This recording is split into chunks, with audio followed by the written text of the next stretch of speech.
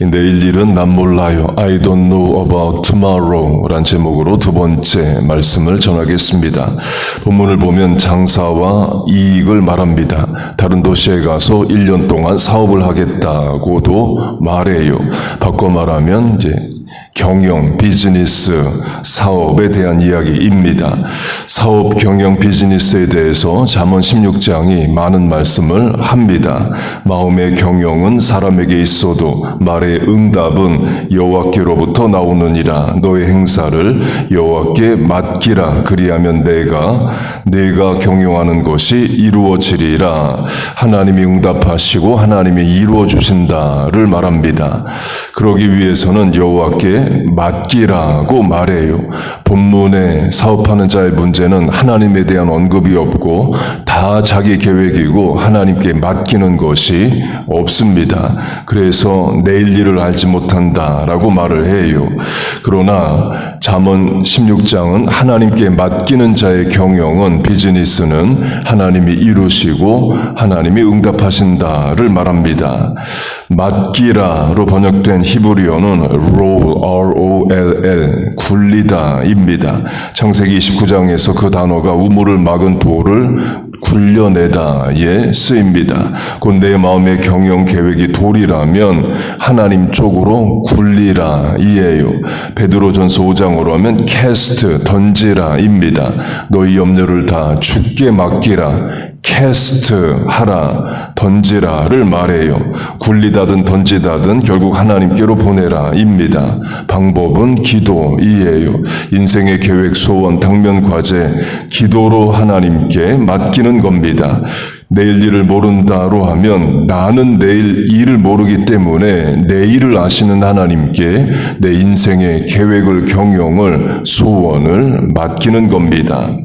맡길 수 있다는 것은 큰 위로와 힘입니다. 반대로 맡길 수 없다라는 것은 큰 불안과 어려움이에요. 예를 들어 부모가 일을 하는데 아이를 맡길 데가 없다고 해보세요. 그럼 부모가 일을 제대로 못하죠. 디파짓, 맡기다, 은행 예금으로 하면 내가 은행에 돈을 맡기는데 그 돈이 안전하다라는 확신이 없으면 맡길 수가 없습니다. 그 세상도 맡길 곳이 없으면 인생의 모든 일을 내가 다 감당해야 되는데 그게 되는 일도 아니고 할 수 있는 일도 아닙니다. 그래서 예수 안 믿는 사람들은 의지할 데가 없고 맡길 데가 없으니까 인생의 짐과 스트레스, 무게를 못 견딥니다.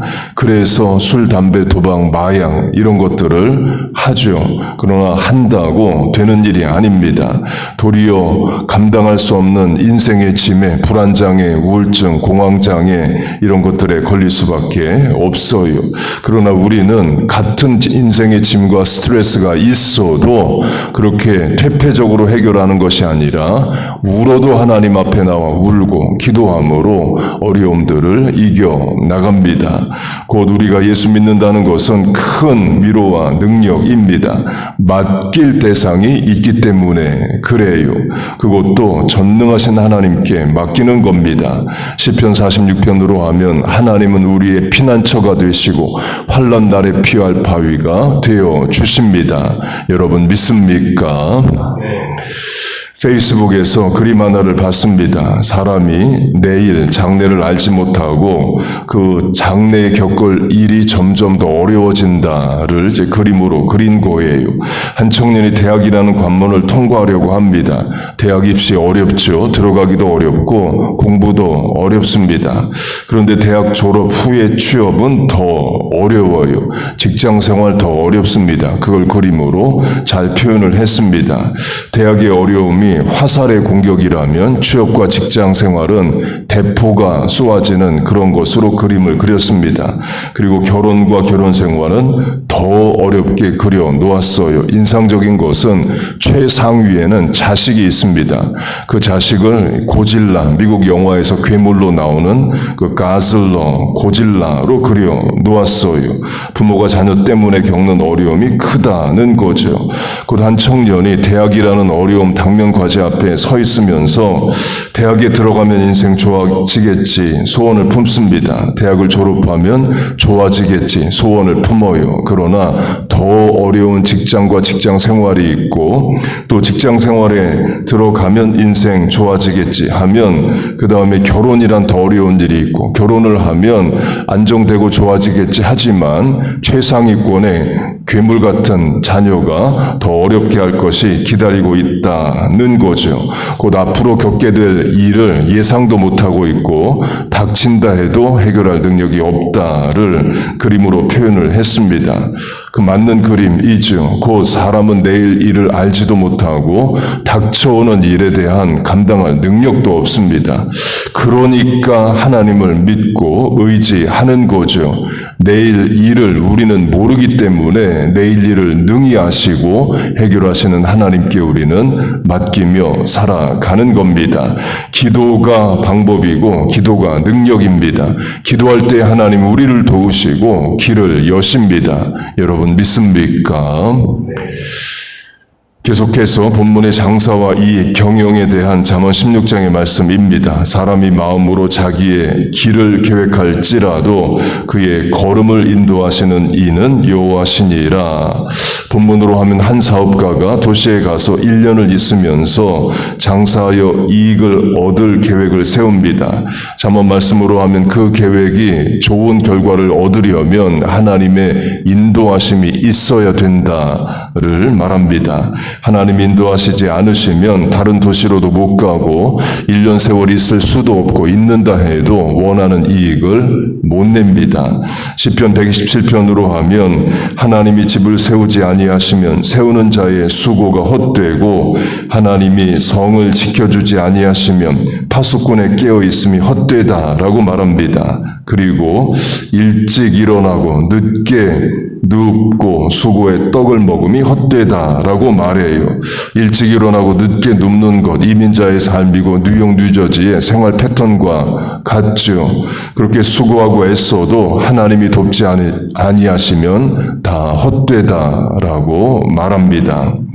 인간의 수고 위에 하나님의 도우심이 더해져야 됩니다. 사람의 계획 위에 하나님의 인도하심이 반드시 있어야 돼요. 그래서 하나님께 맡기라, 의지하라, 기도하라 입니다. 매사만사 기도하는 거예요. 기도보다 앞서지 않는 겁니다. 기도할 때에 하나님이 우리의 계획도 수고도 다 선한 열매로 맺게 하실 줄로 믿습니다. 그 다음으로 잠언 16장이 말하는 경영과 관련된 말씀입니다.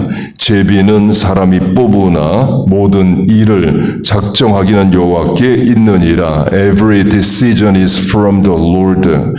성경에서 제비 뽑는 일은 하나님의 뜻을 묻는 일입니다. 출애굽한 이스라엘이 가나안 땅을 배분받을 때에 각 지파가 제비를 뽑아서 땅을 배정받습니다. 대속죄일의 두 염소 중에 하나를 제물로 하나를 아사셀 염소로 정하는 것도 제비를 뽑아서 정해요. 이스라엘의 초대 왕을 정할 때에 제비 뽑아 사울을 왕으로 삼습니다. 가룟 유다가 죽고 빈 제자의 자리를 제비 뽑아서 마띠아로 채웁니다. 그 제비 뽑는 일은 하나님의 뜻을 묻는 거예요. 그런데 제비는 사람의 손으로 뽑죠. 그러나 결정은 하나님이 하신다는 거예요. 그래서 그걸 영어 성경은 Every decision is from the Lord. 모든 결정은 결국 하나님으로부터 온다라고 말합니다. 또 잠언 16장은 이런 말씀까지 합니다. 여호와께서 온갖 것을 그 쓰임에 적당하게 지으셨나니 악인도 악한 날에 적당하게 하셨느니라.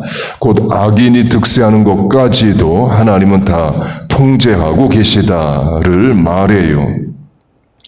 예수님의 십자가 죽음으로 하면 제자들이 볼 때 예수님이 하나님의 아들이신데 하나님이 예수님을 안 도와주시는 것 같은 많은 일을 겪습니다. 제사장 바리새인 서기관들이 종교 지도자들이 예수님을 핍박합니다. 심지어 같은 고향 나사렛 사람들조차도 예수님을 낭떠러지에서 밀어 죽이려고 해요. 예수님이 베들레헴 출생이지만 성장은 나사렛에서 하십니다. 그래서 우리는 예수 믿는 자를 그리스도인, 크리스찬이라고 부른다면 아랍어로 예수 믿는 자는 나스라니입니다. 나사렛 사람, 네저린이라는 뜻이에요. 성경에도 예수님을 나사렛 예수라고 부르죠. 곧 예수님이 공생에 30세에 시작하셨다고 하면 30년 가까이 나사렛에서 성장하십니다. 나사렛 작은 마을입니다. 구약 성경에 한 번도 언급이 안 됩니다. 그만큼 작은 마을이고 지금도 작은 도시입니다. 그래서 나다나엘이 나사렛에서 무슨 선한 것이 나겠느냐 이런 말까지 합니다. 그렇게 나사렛 작은 마을이에요. 예수님이 나사렛에서 30년 가까이 사십니다. 그 말은 동네 모든 사람이 서로 다 아는 관계고 나사렛 사람들이 예수님 어릴 때부터 성장해 가는 것 다 봤다는 거예요. 그런데도 예수님을 절벽에서 밀어 죽이려 하는 사람들이 나사렛 사람들이에요. 그렇게 고향 사람들도 예수님을 대적하고 종교 지도자들도 예수님을 대적합니다. 나중에 로마인들도 예수님을 대적하죠. 빌라도가 예수님을 십자가에서 죽게 만듭니다. 그 제자들이 예수님을 볼 때에 하나님이 왜 예수님을 안 도와주시나 하는 그런 생각을 할 수가 있는 겁니다. 모든 사람들이 예수님에 대해 다 적대적이에요. 결국 십자가에서 죽으십니다. 악인들이 승리한 것처럼 보입니다. 그러나 그 십자가를 통해서 하나님은 인류 역사의 구원을 이루십니다. 전설한 잠언 16장 말씀처럼 악인들도 적당한 때에 하나님이 지으셔서 하나님의 뜻을 이루기 위하여 사용을 하셔요.